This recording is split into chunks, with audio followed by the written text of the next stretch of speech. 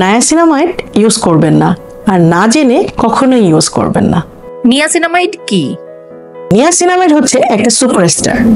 Normally আমাদের সবার ত্বকে এক ধরনের এনজাইম থাকে, আর এনজাইমের কাজ হচ্ছে সিনামাইড প্রডিউস করা।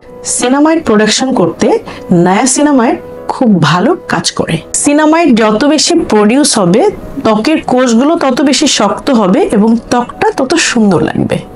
কোষগুলো যত বেশি একসাথে থাকবে, ত্বকের ব্যারিয়ার তত বেশি স্ট্রং হবে। ব্যারিয়ারটা স্ট্রং হওয়ার কারণে স্কিনটা অনেক হাইড্রেটেড থাকে এবং সফট থাকে। নায়াসিনামাইড কিভাবে ব্রাইটনেস দেয়? আমাদের ত্বকে ক্ষত বা ব্রণের যে দাগটা তৈরি করে, যার নাম হচ্ছে মেলানিন, এটা ত্বকের জন্য একটা ভিলেনের মতো কাজ করে। এছাড়াও ত্বকে যত বেশি মেলানিন থাকে, ত্বক তত বেশি কালচে দেখায়। নায়াসিনামাইড ত্বকের মেলানিন কমায়, তাই ত্বক এত উজ্জ্বল দেখায়। নায়াসিনামাইড ইউজের একটা সঠিক পার্সেন্টেজ আছে, সেটা হতে পারে 5 to 20% পর্যন্ত, বাট আমি বিগিনারদেরকে সাজেস্ট করব 5 থেকে 10% পর্যন্ত ইউজ করার। আমি এই সিরামে ইউজ করেছি 10% নায়াসিনামাইড এবং ফলিক অ্যাসিড, যেটা ত্বকের ইলাস্টিসিটি বাড়ায় এবং ত্বকে অনেক বেশি উজ্জ্বল দেখায়।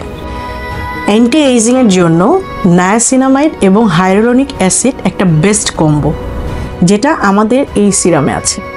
এটা শুধু অ্যান্টি এজিং এ করে না, এটা ত্বকের ব্রাইটনেসও বাড়ায়।